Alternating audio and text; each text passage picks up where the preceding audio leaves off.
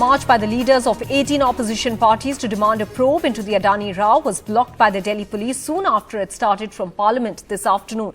The opposition leaders were trying to march to the Enforcement Directorate's office in Delhi to press for an investigation into the Adani-Hindenburg issue and to highlight alleged misuse of central probe agencies by the ruling BJP for political goals. The opposition parties wanted to hand over a letter of complaint asking for an investigation into the matter. This is the letter that has now been emailed to the Enforcement Directorate. Meanwhile, on the issue of the House being stalled over Rahul Gandhi's statements in the UK, here's what Mallikarjun Kharge and Smriti Irani had to say. जब Modi ji 5-6 countries में जाके हमारे देश के लोगों को humiliate किया और हमसे ये कहा गया कि चंद कंट्री में जाके कि हिंदुस्तान में पैदा होना एक बहुत बड़ा पाप है, उन्होंने कहा। तो ये ऐसे लोग, अगर डेमोक्रेसी यहाँ खत्म हो रही है, फ्रीडम ऑफ एक्सप्रेशन को कमजोर किया जा रहा है, फ्रीडम ऑफ स्पीच को कमजोर किया जा रहा है, सब टीवी चैनल्स को दबाया जा रहा है और जो लोग सच बोलते हैं उनको जेल में डाला जाता है, तो ये डेमोक्रेसी को खत्म करने की प्रक्रिया नहीं है तो और क्या है?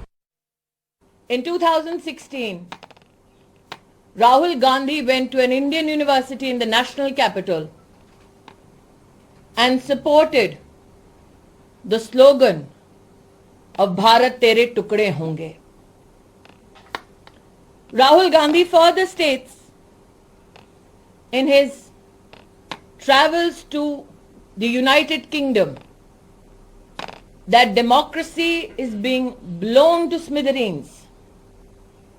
However, this very gentleman in Jammu during the Bharat Jodo Yatra said all is well in India, which was a lie, Mr. Gandhi. Your statement in India or your statement in England?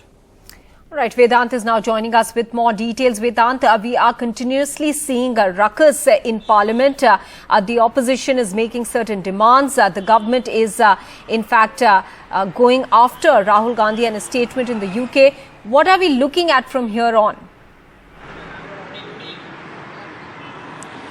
Well, Maha, for the third straight day, the political showdown in the national capital continued. In fact, that letter that you were mentioning is particularly significant, and that's really the biggest takeaway from this story today.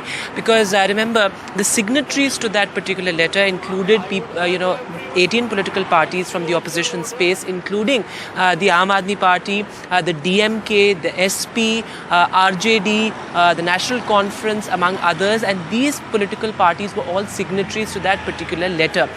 So now, the larger story really is that all these opposition leaders facing agency heat, whether it's K. Kavita or Manish Sisodia in the alleged liquor policy case, whether it's Lalu Prasad Yadav and his family in the alleged land job scam.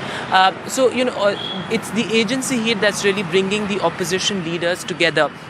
Now, as far as that letter is concerned, basically what Mallikarjun Kharge and the opposition parties alleged is that, the Adani group of companies has distorted and wrongly projected its financial health. This is what these opposition parties claimed. However, as far as this alleged association between Prime Minister Modi and industrialist Gautam Adani is concerned, and something that has been playing out in Parliament, the BJP has rubbished these allegations, saying that these are just claims. There's nothing that the opposition parties have to substantiate this particular claim. Meanwhile, the BJP is, as you rightly pointed out, constantly demanding an unconditional apology on the part of Rahul Gandhi for his comments that allegedly defamed India, the comments that he made abroad in the UK. So, of course, now it remains to be seen what actually plays out when Rahul Gandhi comes to Parliament. That is when we are expected to see something. But today, it's also important to point out, Maha, that for the third straight day,